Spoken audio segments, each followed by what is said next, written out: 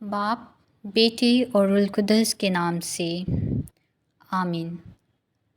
हमारे लिए आज की तलावत मुक़द्दस लूका की अंजील उसका 24वां बाब 35 ता 48 आयात।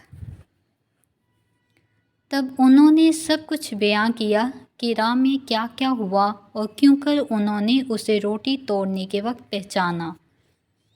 और वो ये बातें कर ही रहे थे कि यीशु आप उनके बीच में आ खड़ा हुआ और उनसे कहा कि तुम्हें सलामती।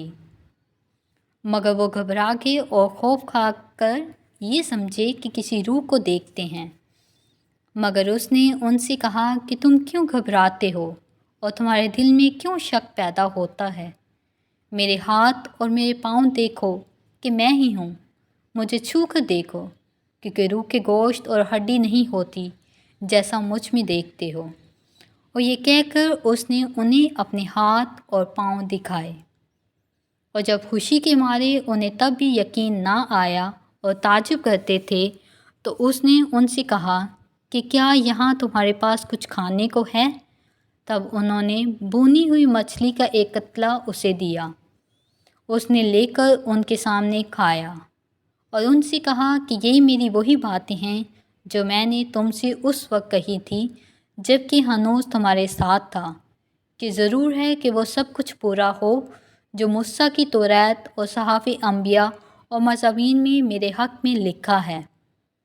तब उसने उनका ज़हन खोला ताकि नविश्तों को समझें और उनसे कहा कि यूँ लिखा है कि अलमसीह दुख उठाए और तीसरे दिन मुर्दों में से जी उठेगा और यरूशलेम से शुरू करके सब कौमों में उसके नाम से गुनाहों की मुआफ़ी के लिए तौबा की मुनादी की जाएगी। तब तुम ही इन बातों के गवाह हो। पाक कलाम का पढ़ा और सुना जाना हम सब के लिए बाइस बरकत हो। आमीन। ध्यान और ज्ञान।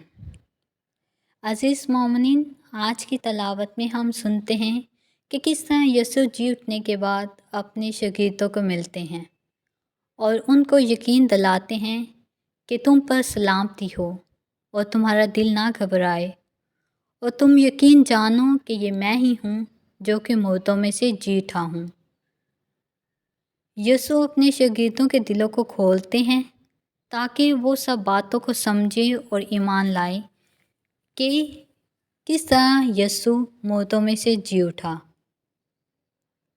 अजीज़ों, यीशु इसी तरह हमारी ज़िंदगियों में भी हाजिर होते हैं जब हम नाउमीदी में होते हैं। तो ये यीशु ही है जो कि हमारे दिलों में उम्मीद की शम्मा को रोशन करता है और आइंदा ज़िंदगी में आगे बढ़ने के लिए हमारी मदद और रहनुमाई करता है। अजीज़ों, आएँ हम भी अपने दिलों को खोलें ताकि यीशु के कलाम और तालीमात को समझ सकें और उन पर अमल कर सकें। मसीह खुदावन हमें ऐसा करने की तौफीक अता करे। बाप, बेटे और रूहुल कुद्दुस के नाम से आमीन।